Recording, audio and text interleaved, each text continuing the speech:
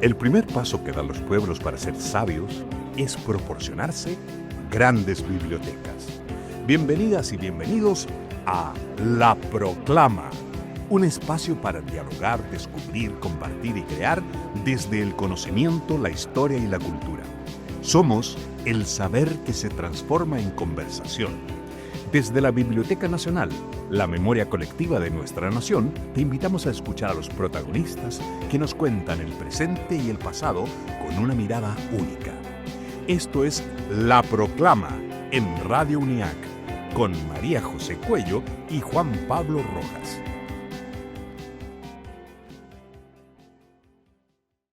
Bienvenida al capítulo 7 de La Proclama, el programa de radio de la Biblioteca Nacional de Chile. Mi nombre es María José Cuello, funcionaria y amante de la Biblioteca Nacional, y como siempre me encuentro con Juan Pablo Rojas. Hola María José, ¿cómo estás? Muy bien, ¿y tú? Qué bueno, bien, excelente. 30 de junio. Sí. Terminando el primer semestre. Terminando el mes de los archivos, Juan Pablo. Terminando el mes de los archivos, a los cuales le dedicamos varios programas, varias conversaciones súper interesantes. Así que se nos viene julio. Tengo aquí algunas efemérides de julio. ¿En serio? ¿En serio? Ay, por favor, mira, cuéntame. El 4 de julio, Día Nacional del Cuequero y la Cuequera. Ah, vamos a tener que celebrarlo. Entonces con la Caro Tapia. Claro, por supuesto. El 6 de julio, Día del Árbol. Mira, ya también tenemos un jardín por el sector Maquiver. Y el 11 de julio, Día del Periodista. Mira. Así que vamos a estar de fiesta. Y yo te tengo otro entonces. ¿En serio? El 10 de julio, Día de Bibliotecario y Bibliotecaria. Ese es el más importante para nosotros. Vamos a entrar de lleno entonces para hablar de bibliotecas durante julio también. Excelente.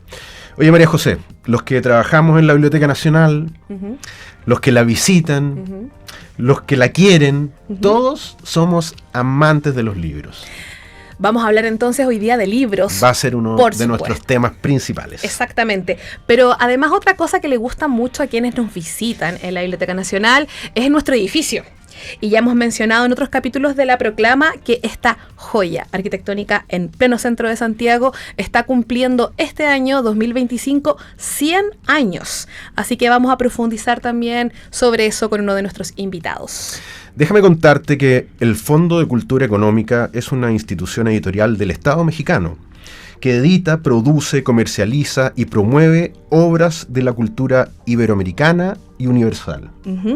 En 1934, el Fondo de Cultura Económica fue fundado por el historiador, sociólogo, ensayista y economista Daniel Cosio Villegas. La vocación primera de esta casa editorial se centró en publicar exclusivamente textos de economía, destinado a los estudiantes de educación superior. Pero hoy abarca muchísimo más que eso. Y desde el mes de diciembre del año pasado, el Fondo de Cultura Económica cuenta con una librería dentro de la Biblioteca Nacional. ¡Yuhu! Y en este capítulo nos acompaña ni más ni menos que Rafael López, director general del Fondo de Cultura Económica en Chile. Muy bienvenido, Rafael. Muchas gracias por la invitación. Muy contento de estar con ustedes.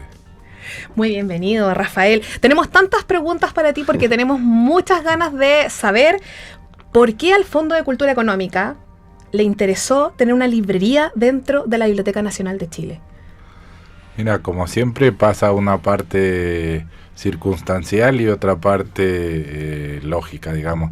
Nosotros siempre estamos buscando información, investigadores, fuentes, y qué mejor que la biblioteca. Entonces siempre estábamos muy cerca de toda la gente que trabajaba. Tenemos desde antes de que se abriera la licitación, teníamos un acuerdo con el Barros Arana para hacer una colección. Teníamos cosas sueltas que no eran orgánicas, pero es evidente que dos instituciones centenarias que tienen un fin en común, que es preservar y generar pensamiento crítico, pues son muy afines.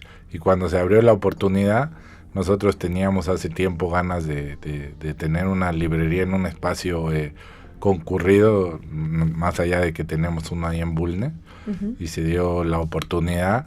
Creemos que iba a haber siempre investigador y iba a ser más que una librería, ¿no? Un espacio en el que nos nutriéramos de los investigadores, nos nutriéramos y a su vez dar un servicio útil, ¿no? Entonces se generó todas las sinergias posibles y bueno, ha sido muy grato. ¿Y se ha cumplido esa expectativa de esta relación con los investigadores, de este público que es propio de la biblioteca y también de aquellos que están buscando los libros que ofrece el fondo?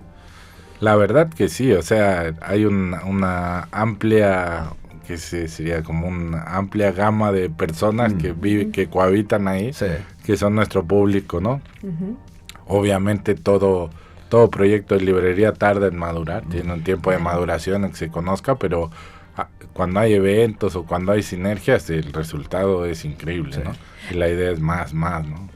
Claro, recordemos entonces que en diciembre del 2024 recién Así se es. abre, así que no lleva ni un año, como decías tú, es un proyecto nuevito, y yo quiero contar dónde está ubicado dentro de la Biblioteca Nacional, porque puede ser que todavía la gente no se ubique, así que... Le encanta, María José. Me encanta imaginar la Biblioteca Nacional.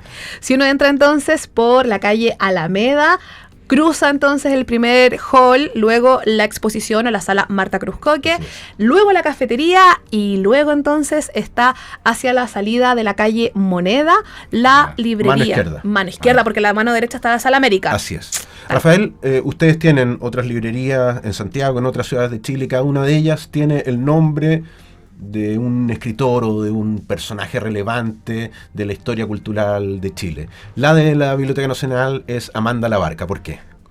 Bueno, en primer lugar, porque se llamaba así el salón. Sí. Pero en segundo lugar, porque evidentemente una mujer con esa potencia, para nosotros era importante que fuera mujer. Teníamos Sí. dos que ya se llamaban Manuel Rojas y Gonzalo Rojas. Sí. Teníamos el peso, obviamente, y cuando nos dijeron, nos propuso la directora misma que no cambiáramos el nombre. Siempre, obviamente, se hace de común acuerdo con quien nos hospeda, ¿no? Pero se dio la sinergia y nos pareció increíble. Y después más, cuando ya tomamos la decisión, le hemos ido agarrando el peso y nos ha simpatizado mucho el personaje. Sí, cómo no, pues pura potencia femenina Sí. en la historia de Chile. Tal así vez que- podríamos recordar, por si alguien no ubica todavía quién es Amanda Labarca, ¿cierto? Profesora, sufragista, la verdad es que fue súper importante para el movimiento también de las mujeres en la primera mitad del siglo XX, por nombrar algunas cosas nomás. Yo creo que debiéramos dedicarle un espacio aquí en la proclama a Amanda Labarca, así que Cuando tú quieras, Juan Pablo. vamos a buscar a un entrevistado que sea conocedor del tema, que estoy seguro que en la biblioteca hay varios. Ujú. Además de este gran retrato que efectivamente está visible en la librería, también está un proyecto gestándose que es la relación, la vinculación con un artista muy querido, que es Mono González. ¿Podrías contarnos un poquito sobre cómo se gesta ese proyecto en común? Bueno, eso sí fue la magia de la propia biblioteca, que cuando entramos estaba este proyecto muy en ciernes, no se sabía dónde. Nosotros impulsamos, teníamos cierta cercanía con el mono, y cuando Soledad, la directora, nos propuso, pues imagínate la maravilla, porque es un espacio, y era particularmente enriquecedor el marco que daba, ¿no? Y después además está muy bien resuelto, colorido. El que está ahora, hay que decirlo, es apenas el borrador de lo que va a Claro, ser, porque claro. está hecho en tejido. Estamos hablando de un gran mural mural. que va de lado a lado de la pared más grande Ujú. de la librería, que efectivamente va a ser un textil. Hoy día hay una muestra de lo que va a ser en PVC, que ya es bastante impresionante, pero cuando esté en textil y que tenemos información de que está bastante Sí. avanzado, Sí. Sí. Cuando Se viene. llegue y se monte, va a ser un espectáculo en sí mismo. O sea, solo esa razón de que esté esa obra del Mono González ahí es razón suficiente para ir a conocer la librería. Mira, varias cosas también tengo que decir sobre esto. Primero, da la bienvenida, ¿cierto?, a cada persona que entra a la librería, que es un sector precioso. De verdad está muy bonita la librería como espacio dentro de la biblioteca. Pero además, claro, han habido hartas campañas y hay movimientos para que Mono González sea Premio Nacional de Arte también. ¿Te imagináis? Sí. Justo coincide. Oye, y volvemos a hablar de ciertos nombres y nos equivocamos al suponer que todo el mundo los conoce, porque el Mono González, ya bueno, es una super figura, pero también hay que decir que él es miembro fundador del movimiento muralista Ramón Parra, que por supuesto que ha dejado una huella potentísima en la historia gráfica chilena y está súper vigente hasta el día de hoy y no deja de hacer aportes gigantescos a las artes visuales de Chile. Por supuesto. Y tengo una pregunta para ti, Rafael, en ese sentido, porque obviamente ya todo el mundo se dio cuenta que Rafael viene directamente desde México, Sí. probablemente. Y obviamente hay una tradición del muralismo muy importante desde ahí. ¿Que la obra haya sido un mural tiene que ver con eso? ¿O también fue un poco coincidencia o una propuesta del Mono? No, fue un poco coincidencia, aunque es cierto que el Mono estaba especialmente en una tecla mexicana antes de esto. Entonces también esas casuísticas. Es verdad que además el muralismo uno pensaría que está en muchos países expresado y no es verdad. Es una cosa que México lanza al mundo, y uno de los países donde hay en segundo lugar más es Chile, que tiene 5 murales, entre ellos 3 mexicanos, ¿no? Sí, bueno. Entonces tiene todo, pero no fue petición nuestra, no me gusta, me encantaría que haya sido mi idea, pero me honraría, pero no, son esas cosas que van pasando cuando uno se dedica a la gestión cultural y hay voluntades, se empiezan a unir y opera la magia. Tal vez también está en el ADN de esta cercanía y esta relación chileno-mexicana. Son amigos, además, el director del fondo con el Mono, se llevan muy bien, militantes de izquierda históricos, de todo, entonces, pero eso ya fue secundario, ¿no? Bueno, pero hay 1000 hebras que van tejiendo esta relación entre la biblioteca, el Fondo de Cultura, y que da como resultado este espacio que le da vida también a la Biblioteca Nacional. Y hemos hablado bastante de cómo está emplazada, del entorno, de la arquitectura y de cómo se está engalanando, pero hablemos de ¿cuál es la oferta que hay ahí en la librería Amanda Labarca? Mira, al ser una librería relativamente pequeña, digamos, no es tan pequeña tampoco, pero tiene 80, 100 metros. Lo que hicimos fue, sí hay una oferta generalista, hay una gran parte de niños, hay una gran parte de historia, de pensamiento. Rescatamos obviamente patrimonio cultural chileno, están mucho de los clásicos chilenos. Un poco también de libros para turistas, es un lugar muy visitado por su belleza. Y con el tiempo, un poco lo que ahora queremos sensibilizar es, cuando ya tengamos 5 o 6 meses, ver qué, ¿no? O sea, en un inicio nosotros tiramos la red a ver qué sacábamos, conforme la gente venga. Por ejemplo, yo creí que el espacio de niños no iba a ser tan importante, y no obstante ha sido importante.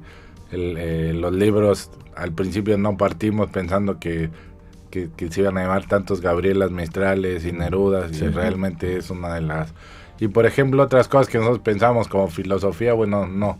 A lo mejor como que uno concibe un espacio de sabiduría y de cómo es la biblioteca, pero a lo mejor los filósofos van a otra y ese espacio se puede...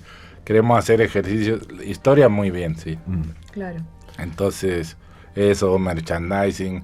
Y la idea es ir tocando siempre, como decimos, los proyectos tienen que irse madurando, ¿no? Las librerías son del público, uno supone que va a haber algo, pero... Estos 2 primeros meses han servido para tantear terreno y saber cuáles son los intereses de la gente que visita la biblioteca y la librería. He visto unas cosas increíbles en la librería. Está bonita. Unas figuritas de próceres chilenos. ¿Lo has visto, no? Sí. Están buenísimos. Ya fui por mi Francisco Bilbao. Lo tengo ahí, en mi velador. Pero además, como tú bien decías, la idea es ampliar el espectro no solamente a investigadores e investigadoras o gente vinculada a las humanidades, que ha sido también siempre como la tradición del Fondo de Cultura, sino que también a gente que tiene más curiosidad, como por ejemplo por estos objetos que estábamos hablando, pero además ustedes han promovido, por ejemplo, el encuentro entre escritores, escritoras, se han preocupado también de hacer actividades dentro de la librería. ¿Cómo ha sido un poco ese proceso? Claro, o sea, para nosotros la existencia del fondo tiene que ver con estimular el pensamiento crítico, ¿no? Más allá de que obviamente una empresa que vende libros, entonces requiere que detrás esté permanentemente toda la plasticidad para si hay autores, si hay posibilidades de fusionarse con universidades, de aprovechar obviamente la oferta que per se tiene el lugar, y además cuando a cualquier autor le dices que va a estar en la Biblioteca Nacional, ¿cómo negarse? Ponen el horario que sea, acepta lo que sea, ¿no? Hemos hecho lanzamientos de diversos tipos, son preciosas las salas que tiene, y eso ha sido, esa es la meta, cada vez más eventos, porque realmente eso anima muchísimo el espacio, ¿no? Al ser un espacio relativamente cerrado, digamos, no de paso, es muy importante que la gente vaya con un fin. Tuvimos un ciclo de talleres artísticos también, de distinta índole, vestuario, fanzine, que también estuvo súper interesante porque traía un público más joven tal vez y más vinculado a las artes visuales que tal vez a la historia o la filosofía, como decías tú hace un ratito. Tal cual, hay que agarrarle la periodicidad. Yo creo que verano es más infantil, después invierno, tienes que irle agarrando los horarios a los que se pueden hacer los eventos. Hemos hecho algunas magistrales a las 12 del día en viernes que salen muy bien porque los académicos pueden, la gente vinculada, hay que irle ahí sensibilizando, pero sí, o sea, es un espacio que está muy vivo con el café, con toda la gente que va, entonces yo creo que tiene todo el potencial. Oye, Rafael, pero con la José nosotros tenemos un sueño. Hacer algo tipo Tiny Desk, algo musical ahí en la librería, ¿cómo lo ves? Felices, fíjate que hicimos ya un intento, ahora pusimos también muy cercano a la que pusimos en la Biblioteca Nacional, pusimos una en la Universidad de Concepción. Sí lo vi, en redes sociales. Y hicieron un Tiny ¿Esa es Gonzalo Rojas? No, esa es Marta Brunet. Marta Brunet. Gonzalo Rojas es la nuestra de Bulnes, enfrente de la moneda. Sí. Y Manuel Rojas la de Valparaíso. Sí. Ya, pero cuéntanos. Hicieron un Tiny Desk con músicos locales de Conce y salió muy bien, quedó ahí grabado. Tenemos un antecedente ahí que abre las posibilidades de replicarlo. Pero está mucho mejor en la Nacional por el sentido del edificio y el espacio cerrado. Sería maravilloso. Estamos un paso más cerca ya. Pues felices. A mí toda esa cosa de... Como que entiendo que es también la actitud de mucha de la gente que trabaja en la biblioteca, que es como que la aventura puede estar loca, pero el aventurero tiene que estar cuerdo. Entonces me gustó. Se pueden hacer muchas cosas desde la seriedad y ¿no? Sí. Pero flexibilizar los criterios, que no todo tenga que ser tan formal, ¿no? Voy a adoptar tu dicho, me encantó. Me la voy a anotar inmediatamente. Oye, Rafael, hablemos un poco del Fondo de Cultura Económica, porque se trata de una institución editorial distinta a la mayoría porque tiene este carácter estatal. ¿Cómo se traduce eso en las decisiones editoriales? ¿Les da cierta libertad? Es bonita la historia, porque en realidad es este intelectual que plantearon, Daniel Cosío Villegas, que era amigo del presidente. Y el presidente, que es un prócer nuestro, que se llama Lázaro Cárdenas, fundador de muchas cosas, pero entre ellas la educación pública, le dijo, ya deja de comprar, ya deja de hacer universidades si no hay libros. Y él le dijo, bueno, pues órale, pon una editorial y pon libros. Como un poco era ese México por revolucionario. Sí, claro. Bueno, ya que encontraste el clavo, dale. Sí. Y este tipo concibió un inicio que era, obviamente, solo libros universitarios y en específico de economía. Y después en el largo trayecto se quedó como un espacio, una empresa que funcionó muy bien porque en Latinoamérica realmente había un déficit enorme, no había traducciones de clásicos, no había traducciones de pensamiento que estaba pasando en Europa, no había lugares para sacar sociología latinoamericana. Entonces nuestra primera naturaleza fue esa, y bueno, ahora estamos cumpliendo 90 años, y es muy raro porque al mismo obviamente tiene directorios de gente formada por áreas, pero la libertad es absoluta, o sea, los proyectos tienen cada uno que pasar un directorio con una rentabilidad como en cualquier espacio, pero nunca hay ningún tipo de censura ni nada. Evidentemente la censura está dada porque somos un estado laico, científico, claro. no, no vamos a sacar tarot, aunque no tenemos nada. El otro día hicimos algo con tarot en la misma Biblioteca Nacional, ¿no? Distintas formas de conocimiento, igual. Sí, pero claro, está dado porque hay colecciones, ¿no? Psicología, filosofía, Claro. sociología. No somos de cualquier cosa, ¿no? Sí. Pero cada vez es más flexible. Incluso hoy en día nuestro mayor ingreso son los libros infantiles. Y en cada uno de los países latinoamericanos hay alguien como tú que está ahí también como tanteando a los lectores, lectoras, qué es lo que más podría venderse. En 4, Ya. en Argentina, en Chile, en Colombia y en Perú. Sí, porque encuentro muy bonito rescatar de nuevo esta idea media como sesentera, setentera, si queremos, del siglo pasado, de latinoamericanos unidos al final, ¿cierto? Como un poco... Esa es la obsesión del fondo, o sea, el Sí. fondo es Latinoamérica y por eso un poco tiene la gracia que incluso lo decimos y no vanidosamente, de que es la única editorial cuyos libros viajan entre países, ¿no? Pues es algo muy caro que no se podría hacer si no tuviera este subsidio del gobierno mexicano. Claro. Pero es bonito que se lea un peruano acá y a veces ni los grandes grupos que tienen el potencial de hacerlo les es... Y sí, el fondo está concebido latinoamericanamente, incluso su director que más tiempo duró fue un argentino. Blanca Varela, la gran poeta, fue directora. Gonzalo Rojas fue director. Y ahora, hoy en día es un actor más importante o lo que sea. Claro. Pero en su momento, cuando no había toda la oferta que hoy hay, Claro. era seminal. O sea, la mayoría de la gente estudió Sí. muy vinculada a fondo, sobre todo, como decías, en humanidades, ¿no? Sí. Una revalorización también de nuestro propio idioma, de nuestros propios vecinos también, de todo el barrio latinoamericano, por decirlo de alguna manera, que yo encuentro que es súper relevante además en este contexto 2025 que estamos viviendo. Totalmente, y además es como una obra de teatro, digo yo, porque al mismo tiempo pasó la escena del grabado ahí, la escena del pensamiento latinoamericano, o sea, son como épocas en que van pasando, también épocas negras, ¿no? Sí, claro. De más Sí. básicas o historias muy buenas. Por ejemplo, el fondo México rompió relaciones en la época de Pinochet. Sí. Claro. Y el fondo se tuvo que salir durante Claro, todos claro. esos tiempos, ¿no? Tenemos esas cosas y nuestra librería fue un polígono de tiro. Wow. Están los tiros ahí abajo, pues estamos en la zona de las armerías. Qué, Claro. qué simbólico, ¿ah? Ese cambio. ¿Ah? Tiene mucha historia por todos lados donde tocas y sí, muy latinoamericano. Tenemos en 12 países oficinas, ¿no? Sí. Y bueno, aunque tuvimos ese paréntesis durante la dictadura en que el fondo se tuvo que retirar de Chile, en Chile llevan 70 años. 70 años cumplimos El año pasado. Sí. Sí, fue la segunda subsidiaria. Argentina fue la primera y nosotros la segunda. Y tú viéndonos un poquito como más desde afuera, ¿cómo definirías a nosotros, los lectores chilenos? Al Chile. Yo creo que tiene una peor imagen de lo que es. ¿Cómo así? Siempre Sí. consideran que no leen nada, Sí.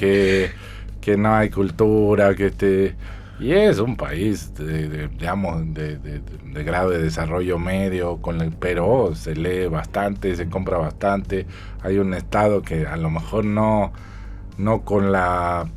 pero que intenta y hace cosas y hay programas, o sea, la orfandad institucional que se vive en otros lados, ¿no? O sea, voy a lo que voy es que se queja más el chileno. Evidentemente hay muchos retos, Claro. pero evidentemente hay una infraestructura cultural y un respeto a la lectura importante, ¿no? Hay esperanza. Hay esperanza. Somos el mejor país de Chile, po. Pero además, perdón, No. solo me parece súper interesante lo que mencionas tú, Rafael, con algo que ya también habías reflexionado antes, que es la venta de libros para infancias, porque me parece súper importante también que este lector que tenga un poquito más de autoestima que tal vez las generaciones de nosotros, empieza a leer desde muy joven. Entonces eso que se potencie también con la lectura e incluso de libros con solo imagen, estoy pensando, o que tengan temas cotidianos para las infancias, Y en es eso súper importante. Y en eso la verdad que Chile lo ha hecho impresionante. Si tú me dijeras las 4 de las 10 mejores editoriales infantiles del continente son chilenas, y hay mediación y hay fundaciones. Después, claro, está ese problema que todavía no encontramos, pero que muchos países no encuentran, que es cómo no se te vayan los jóvenes, Sí. Claro. ¿no? ¿Y cómo ven desde el fondo, y particularmente tú, esta pugna que existe entre el libro físico y los dispositivos digitales? Sí, es realmente un mito. O sea, cuando salió, sí, no es un mito para los libros académicos. O sea, McGraw, Hill, Pearson, los libros de ingeniería, esos libros se vieron muy afectados. Yo tenía un cercano que trabajaba que eran 200 personas, hoy son 12, ¿no? Wow. Ahí hubo una gran... Pero en lo otro creció un poco la torta e incluso favoreció el ingreso de nuevos sectores, como por ejemplo los viejos con libros de que la letra más grande. Y nada, digo, la penetración en Latinoamérica es del 7%. En anglosajones del 13%, y nunca en la historia se han vendido más libros. Sí, está en riesgo otras cosas, la bibliodiversidad. Hoy los grandes son muy grandes, Claro. entonces tienen muchas ventajas contra los chicos. Ese es un peligro, pero no es que no se estén vendiendo libros, sino que 2 o 3 empresas venden 6 de cada 10 libros ¿no? Eso es verdad, ¿no? Eso habría que trabajar, pero esta idea fatalista de ya nadie vende, no es verdad. Bueno, nos quedamos con ese desafío entonces para también ver si lo tratamos más adelante, Juan Pablo. Sí, claro, y me encanta hablar con especialistas que conocen realmente bien los temas, porque de esa forma se pueden disolver ciertos mitos que están sumamente instalados, que los chilenos no leen, que el libro digital va a acabar con el libro físico, y son ideas que andan rondando. Pero cuando uno habla con las personas que han estudiado el tema, uno puede volver a sintonizar con lo que está pasando realmente. Así que eso me parece súper valioso. Necesitamos fuentes, siempre las fuentes. Sí. Oye, y Rafael no vino con las manos vacías.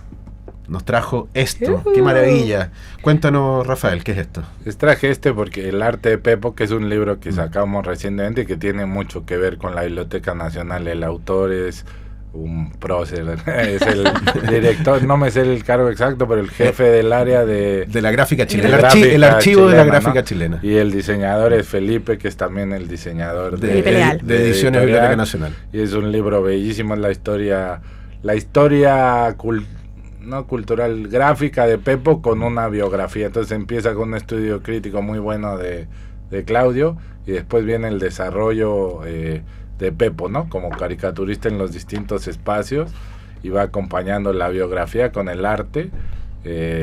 Siempre es de una rigurosidad Claudio increíble con estos temas, y el libro quedó exquisito. Así que... Huele delicioso, déjame decirte. No, está hermoso. Hay que decir que Claudio ya estuvo en el programa La Proclama, y tuvimos una conversación súper profunda y súper interesante con él. Pero la mala noticia, José, es que este libro no es para nosotros. Pero la buena noticia es que puede ser para ti.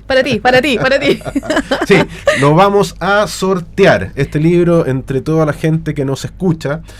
Y lo vamos a hacer a través del Instagram de Biblioteca Nacional. Sí, así que tienen que estar atentas a las indicaciones. En las historias. En las historias de Instagram BN Chile. Sí. Y el resultado lo vamos a dar a conocer el próximo lunes. Hoy no sé qué número sería. Bueno, en fin. Pero hoy día estamos a 30, 7, 5, 6. Puede ser 7. Ya, pongámosle. Bueno, Pero el próximo programa. En el próximo programa, el capítulo 8 de la Proclama, vamos a dar a conocer al ganador de esta maravilla, El arte de Pepo. Así que no se pueden perder el próximo programa. Y tal vez al ganador lo... Gracias. Lunes de 7 nos dice Nacho, nuestro fantástico radiocontrolador, que es parte del equipo. Entonces, lunes 7 van a saber. Lunes 7 van a saber, incluso que puede que invitemos al programa al ganador para entregarlo en vivo. Muy bien. Rafael, muchas gracias por acompañarnos. Ahora vamos a pasar al archivo sonoro. Pero déjame despedirme. Sí, por Rafael, supuesto, por eso te miré. Un placer estar contigo, Rafael. La mejor de las suertes para la librería, para nosotros, como funcionarios de la biblioteca. Es un privilegio que estén ahí presentes. Le da mucha vida a la biblioteca y es una oportunidad para todos. Así que muchas gracias y esta es tu casa, La Proclama. Sí, muchas por favor, te esperamos en el futuro también. Vamos entonces ahora sí al archivo sonoro de esta semana. Vamos con la cortina. Voces que narran nuestra historia, sonidos que guardan la memoria de un país. Desde registros históricos hasta paisajes sonoros olvidados, el archivo sonoro de la Biblioteca Nacional abre sus puertas. Bienvenidos a Las Voces del Archivo. Justo Alarcón fue un funcionario de la Biblioteca Nacional de Chile que trabajó ahí 43 años, llegando a ser jefe de la sección Referencias Críticas y secretario general. Es conocido por escribir su libro Biblioteca Nacional de Chile 1910-1990 y por haber recopilado historias y testimonios sobre la institución. Realizó muchísimas entrevistas a funcionarios de la Biblioteca Nacional y de uno de estos cassettes, porque en este soporte están grabadas las entrevistas, proviene el extracto que escucharemos a continuación, el cual fue grabado el 19 de julio del 2005. La entrevistada es alguien muy relevante para nuestra biblioteca. Se trata de Marta Cruz Coque, quien comenta sobre su visión de transformar la Biblioteca Nacional en una biblioteca patrimonial. Escuchemos. Otra de las cosas que para mí fue muy importante es el tema del patrimonio. Me fui dando cuenta que lo que unía a todas las piezas de las distintas secciones de la biblioteca y también de las distintas secciones de la DIVAM era el hecho que todas eran patrimoniales, que todo lo que ahí había era patrimonio. En consecuencia, empecé a estudiar la posibilidad de que eso se llamara no instituto, sino que el área patrimonial de la nación, es decir, transformar a la biblioteca en lo que es biblioteca patrimonial, que lo fuera realmente. Y para ello entonces crear bibliotecas públicas suficientemente grandes que absorbieran a lo que es público para que la biblioteca pudiera dedicarse a lo que es propio, que es el custodio de todo lo que es patrimonial. Con este objetivo hicimos, recuerdo, un proyecto que nunca cuajó por distintos motivos que son largos de detallar y que era transformar a la biblioteca que está en la calle 18 en una gran biblioteca pública, porque eso tiene un terreno que llega hasta la calle, la otra, San Ignacio. Y la parte de San Ignacio era prácticamente un vacío, que es todavía, creo. Sí. Entonces, con, claro, una cierta suma, era posible incorporar un aspecto completamente nuevo y tener ahí en el centro de Santiago una biblioteca donde trasladar lo público de la Biblioteca Nacional para dejar la biblioteca patrimonial. En la Biblioteca Nacional siempre hay algo por descubrir. Siempre te vas a encontrar con una sorpresa o una actividad que puedes realizar solo, con tus amigos o tu familia. Vamos a nuestra sección de panoramas en la Biblioteca Nacional. Desde el corazón de la cultura nacional, la Biblioteca Nacional te invita a descubrir los panoramas culturales de esta semana. Talleres, exposiciones, conciertos, cine, charlas, lanzamientos de libros y más. Actividades gratuitas, abiertas a todo público y en el mejor escenario patrimonial de Santiago. Aquí comienza los panoramas de la Biblioteca Nacional. La gran revista chilena, 120 años de la revista Zig-Zag. Es el nombre de la exposición que recorre la historia de una de las publicaciones más importantes de Chile y que se está exhibiendo en nuestra Galería de Cristal. La revista fue fundada por Agustín Edwards McClure, quien también editó otras populares revistas de la época como El Peneca, Correvuela, Selecta y Familia. Su primer número se publicó el 19 de febrero de 1905 con un valor de 20 centavos y fue un éxito inmediato, llegando a tener distribución en toda América Latina. La muestra cuenta con una amplia selección de cubiertas y páginas de la publicación, afiches, gráficas y paneles sobre su historia, sus principales ilustradores y su publicidad, dibujos originales, una vitrina con una selección de ejemplares y un kiosco con facsimilares de portadas. Muy linda esa parte. Como decía Juan Pablo, se puede visitar en la Galería de Cristal de la Biblioteca Nacional los lunes a jueves entre 9:15 y 17:45 y los días viernes entre 9:15 y 16:45. La entrada, como siempre, es gratuita, así que les esperamos. Te invito a hacer una pausa, pero no te vayas, que al regresar seguimos con más aquí, en La Proclama. No te lo pierdas. Hola, hola, este es un saludo muy especial de Radio a Radio. Su amigo Pablo Aguilera de Radio Pudahuel para esta nueva radio que surge en la UNIAC, a las cuales le deseamos toda la suerte del mundo. Qué lindo además el desafío en un momento en que las plataformas invaden todo, que haya gente romántica, visionaria además, que se preocupe de la radio. Así que para Antonella y para Muriel, toda la suerte del mundo, que les vaya muy muy bien en este nuevo desafío. Y arriba la radio, especialmente en este caso, la radio Urban.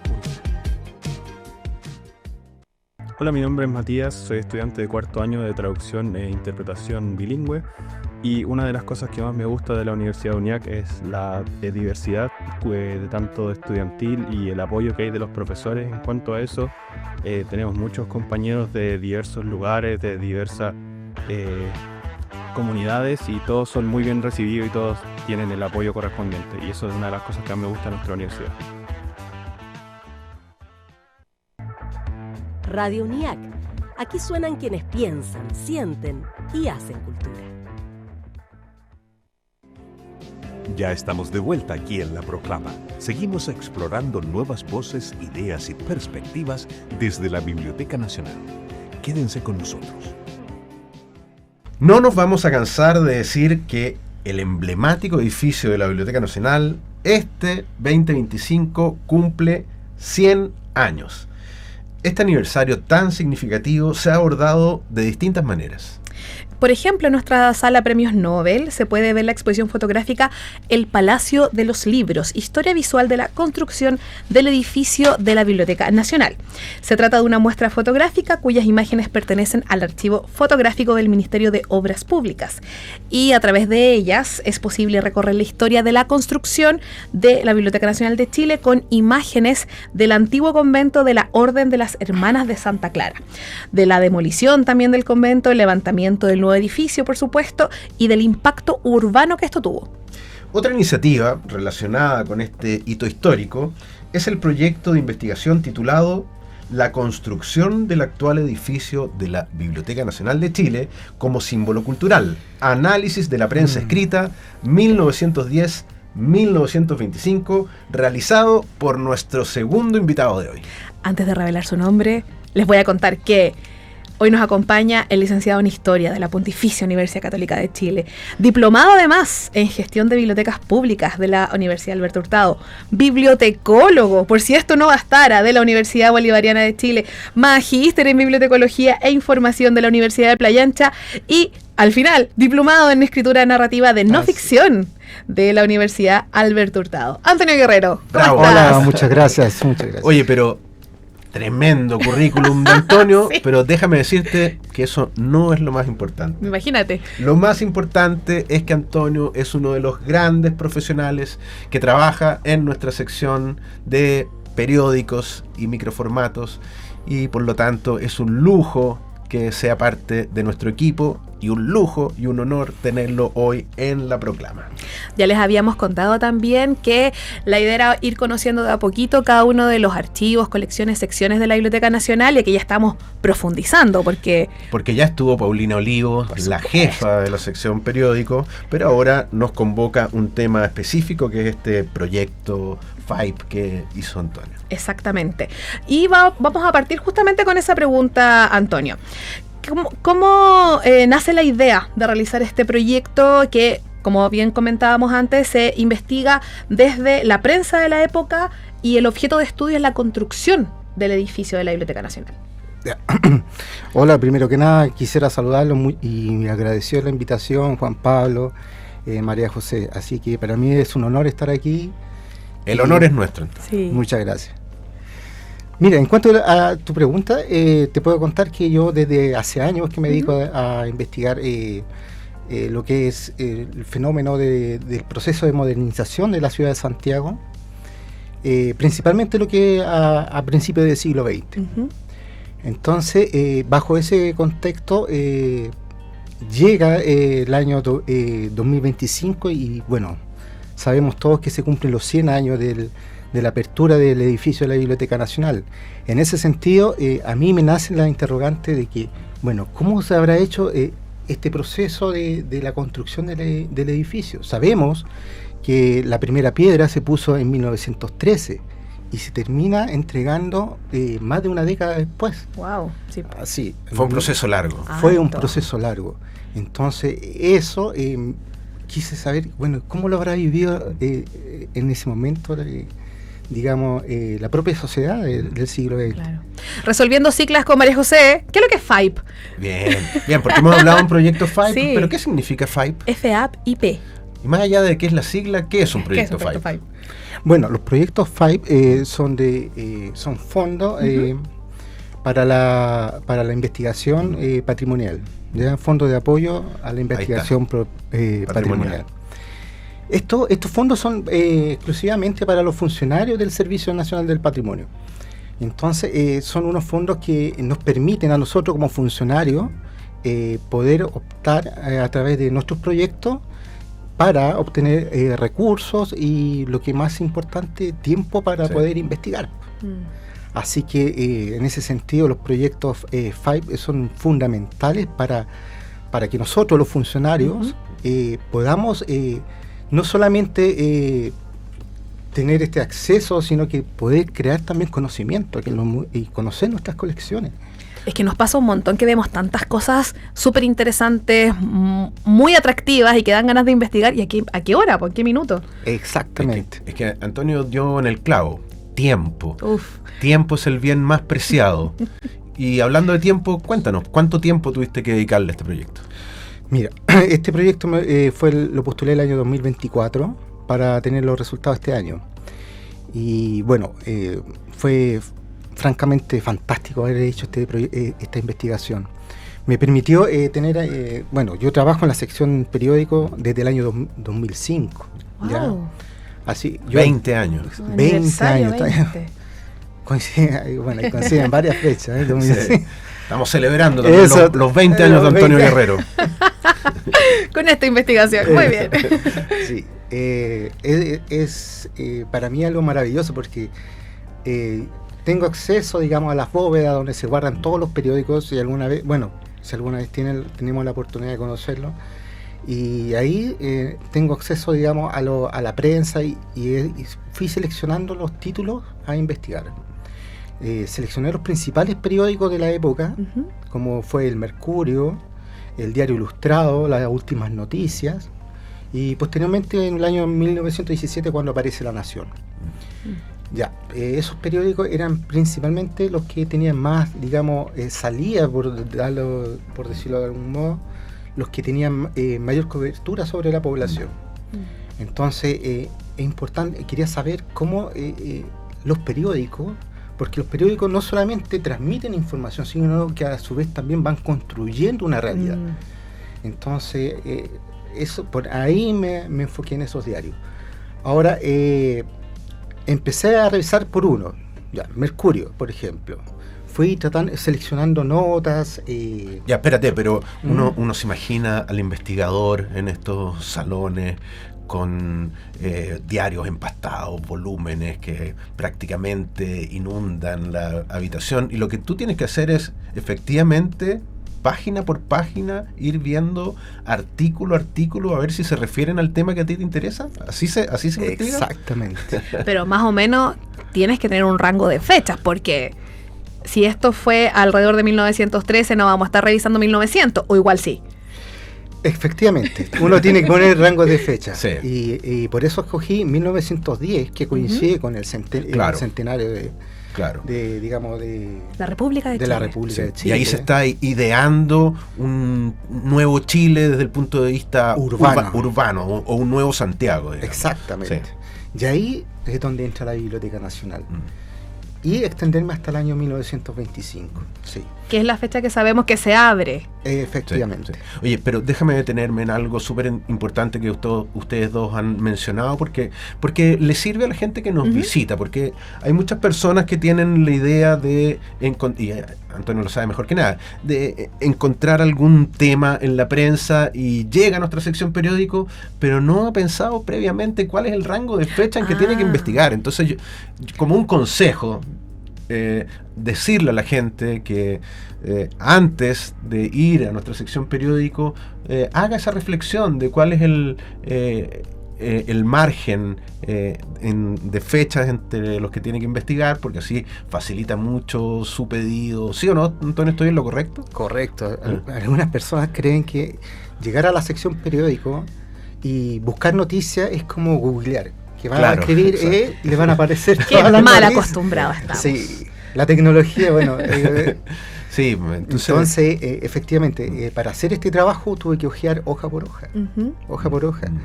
Y a veces había días que no encontraba absolutamente nada. Más de días, una semana, 2 semanas sin encontrar ninguna noticia. Pero a veces cuando me encontraba alguna...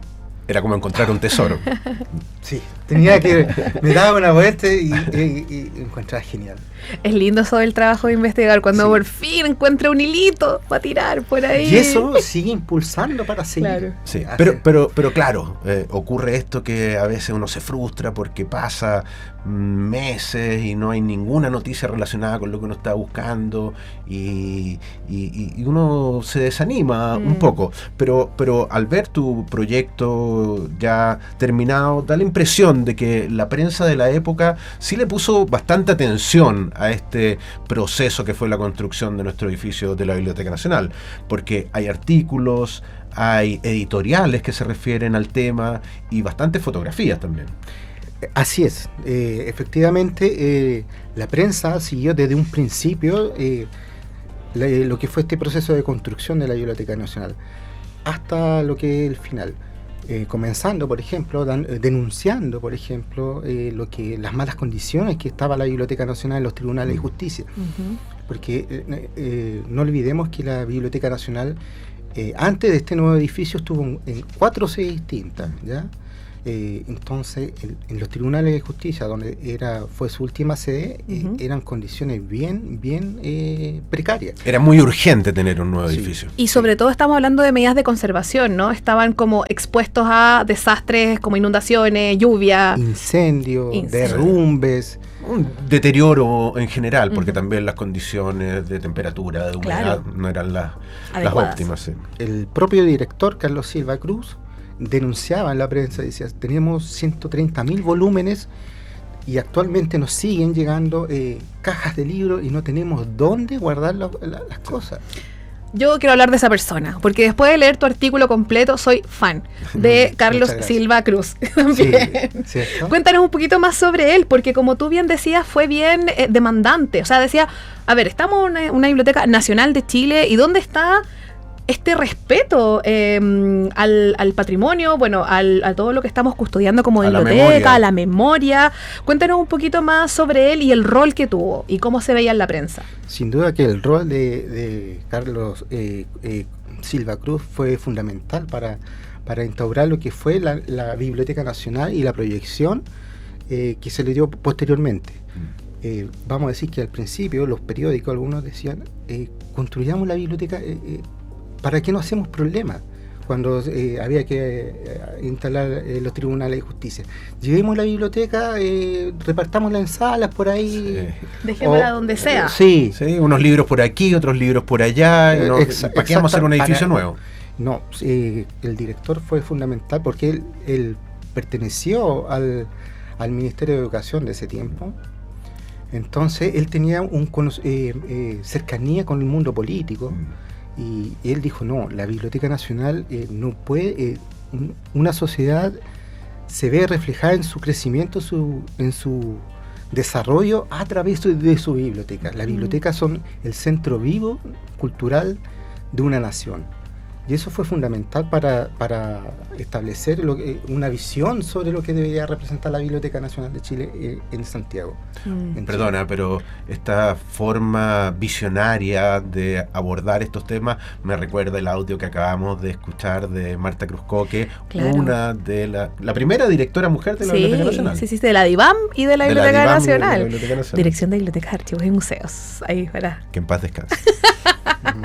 Pero sí, bueno, al final estaba pensando también en que muchas veces la vida de las propias instituciones, como la Biblioteca Nacional, son cíclicas. Por supuesto, lo que tú estás mencionando que decía y proclamaba Carlos Silva Cruz, era algo que se había hablado en la proclama inicial de 1813. Pero ¿qué pasó en esos 100 años que como que medio ahí entró en crisis la biblioteca, ¿no?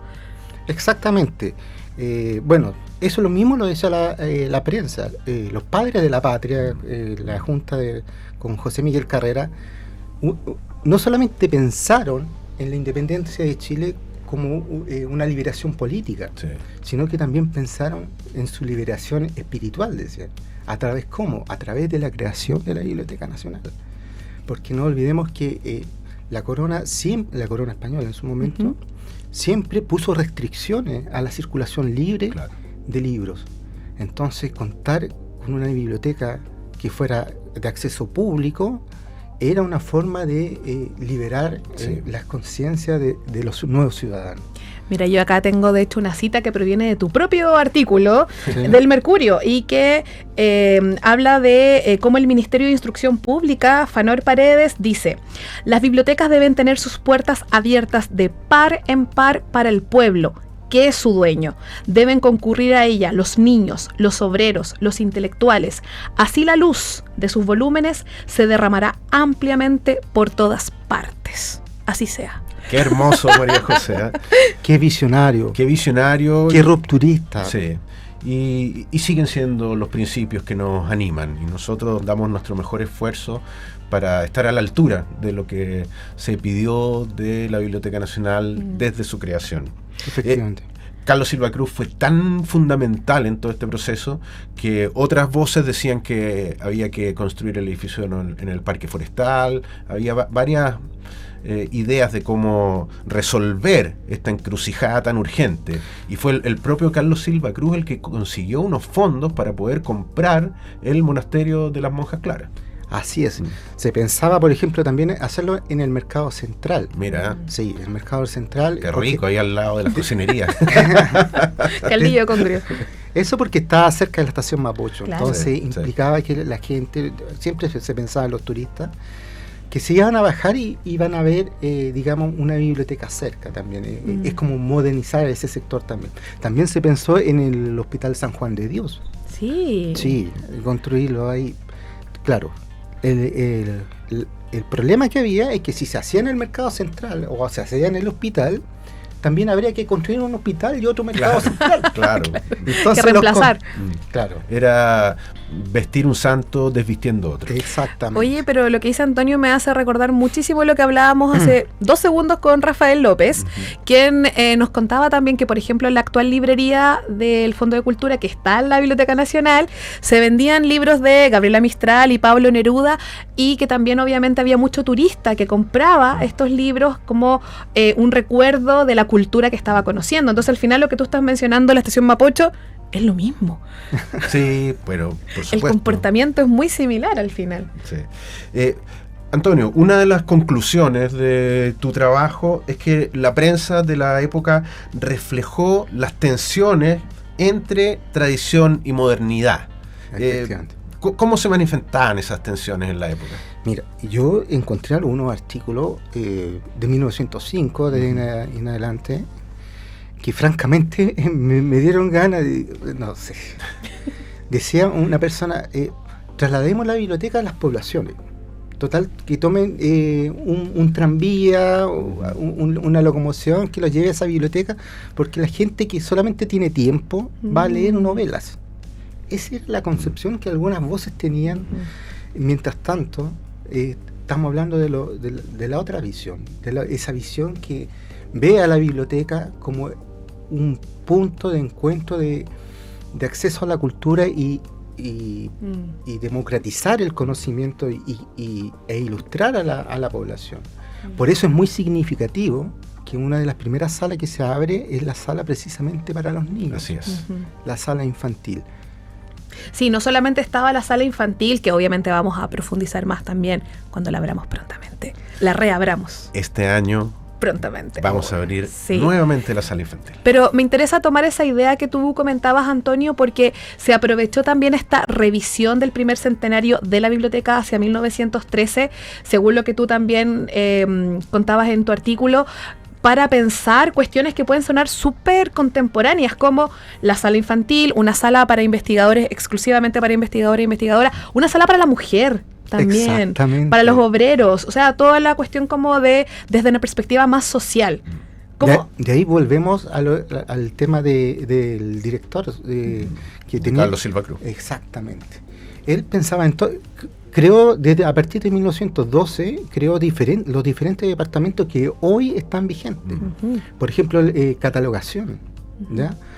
Referencias bibliográficas para la población, para dar a conocer los nuevos escritores.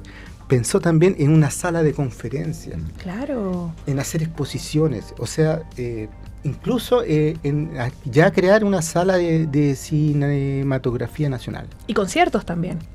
Además. Entonces ya no era un recinto solamente de libros, sino que debe ser un punto de encuentro. Y un faro cultural. Exactamente. Sí, yo creo que esa idea súper moderna también de vincular también distintas, de nuevo, áreas del conocimiento y de la cultura y del quehacer artístico, teatro, música, todo dentro de la Biblioteca Nacional, eso estaba también. ¿Qué tan bien recibido era esto de mezclar tantas cosas? No, yo diría que fue bien recibido. Yeah. Fue bien recibido. O sea, la propia prensa, que en un principio fue con estos comentarios bien reacios, que invertir tanto dinero, fue dándose cuenta de la necesidad de contar con...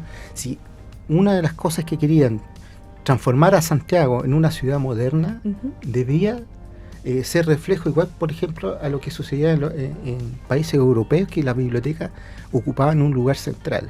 Claro. Entonces, por eso se utilizó, por ejemplo, el cemento. El hormigón armado por primera vez en Chile. Con acero, con un estilo europeo, claro, porque las nuevas construcciones empezaban a ser ya, digamos, esas construcciones más rectas, de líneas delgadas. Claro. En cambio, guarda la Biblioteca Nacional ese estilo neoclásico francés. Neoclásico francés. Más ecléctico, pero sí. Bueno.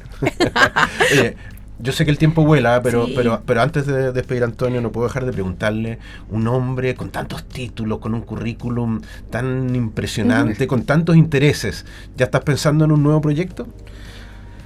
Sí, la verdad que... Yo tenía razón. Sí. ¿Viste? Sí, bueno, tengo varios proyectos, yo creo que me faltaría vida para terminar todo lo que quiero hacer, pero quiero seguir trabajando con temas de la Biblioteca Nacional. En estos momentos estoy en un FIVE también, con respecto al museo histórico también. Que era parte del proyecto original de la manzana que ocupa la Biblioteca Nacional. El mismo edificio iba a albergar al museo. Exactamente. Bueno, yo tengo dos preguntitas antes de terminar, perdón. Tengo una preguntita, porque ¿sabes qué, Juan Pablo? Siempre aparece, no sé cómo se las arregla, pero el Diario Ilustrado aparece todas las semanas nombrado.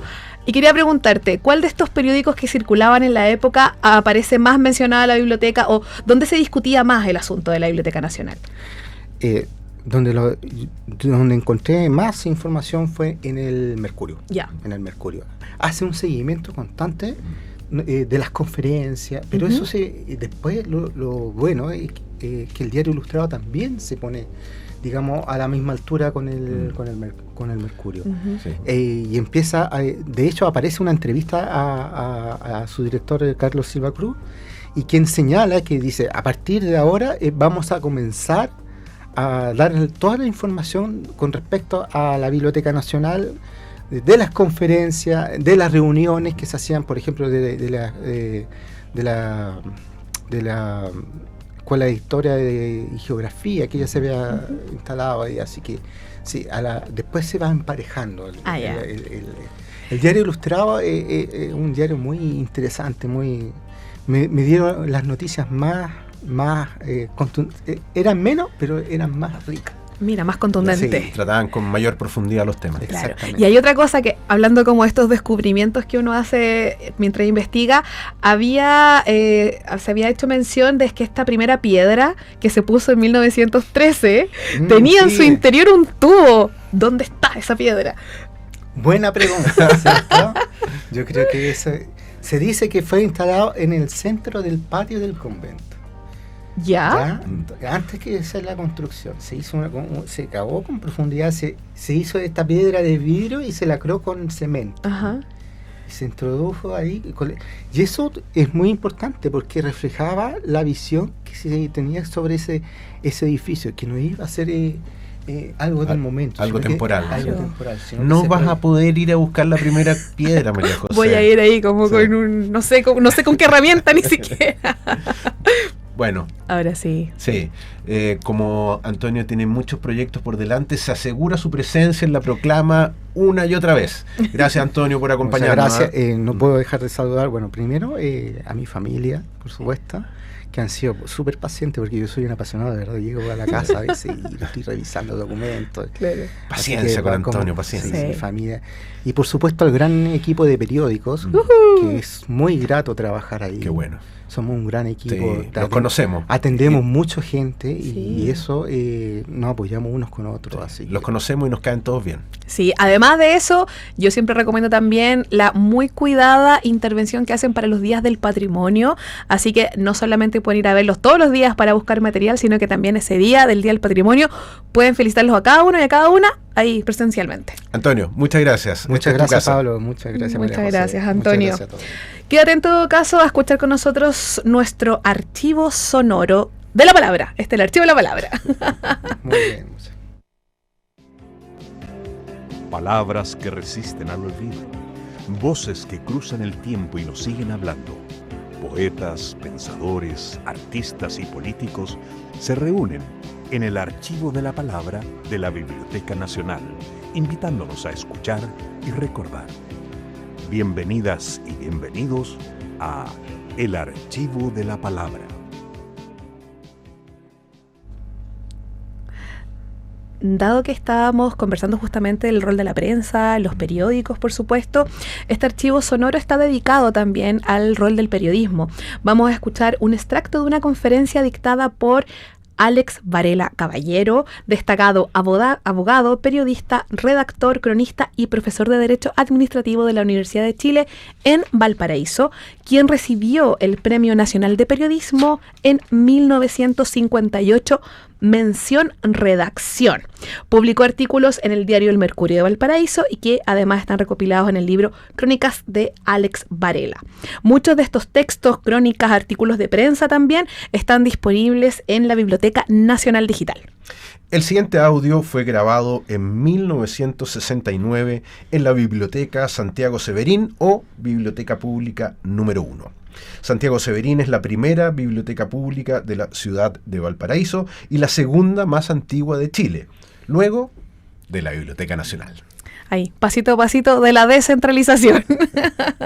Juan Pablo, entonces, con esto nos despedimos, damos inicio en todo caso a esta nueva semana y nos vemos la próxima semana. Nos vemos la próxima semana y será un placer. Adiós. Se ha dicho más de una vez que es empresa relativamente fácil la de entrar al periodismo, pero muy difícil en cambio la de abandonarlo. Es un oficio, o mejor dicho hoy día, una profesión fascinante, en íntimo contacto con la vida multiforme y cambiante, hecha de luces y de sombras, de triunfos y de fracasos, de esperanzas y de desengaños. Redactor del Mercurio de Valparaíso desde hace 34 años y charlista de Radio Minería desde hace 10, yo siento muy bien la estremecedora verdad humana palpitante en esta afirmación. El periodismo, en todas sus variadas manifestaciones, constituye en las democracias de nuestra época algo así como una cátedra abierta al aire libre, desde la que se informa al instante acerca de cuanto ocurre en el mundo y desde la que se procura además orientar a los lectores y a los oyentes para que no se extravíen en ese laberinto tan intrincado que forman las ideas y los intereses en permanente choque o conflicto. Quienes lo ejercen por imperativo vocacional y quienes tienen conciencia de las altas responsabilidades inherentes a su ejercicio, tienen que ser pues gentes bien informadas, con espíritu de estudio, con don de observación, con la mente limpia de dogmas y prejuicios y con el corazón, en fin, limpio de odios y rencores, para que puedan, de este modo, ayudar a la extensión del imperio de la razón, de la justicia, del derecho, de la paz, del bien, de la belleza, supremos valores a los que el periodista rinde culto de hinojos, como el creyente a su Dios, en el silencio de los templos, olvidado de sí mismo, pero no de los hombres, sus hermanos. El primer paso que dan los pueblos para ser sabios es proporcionarse grandes bibliotecas. Esto fue La Proclama. Gracias por ser parte de esta conversación desde la Biblioteca Nacional, un espacio donde la historia y el pensamiento se encuentran para dar voz al presente. Te invitamos a seguir explorando, reflexionando y construyendo. Nos escuchamos pronto aquí en Radio UNIAC.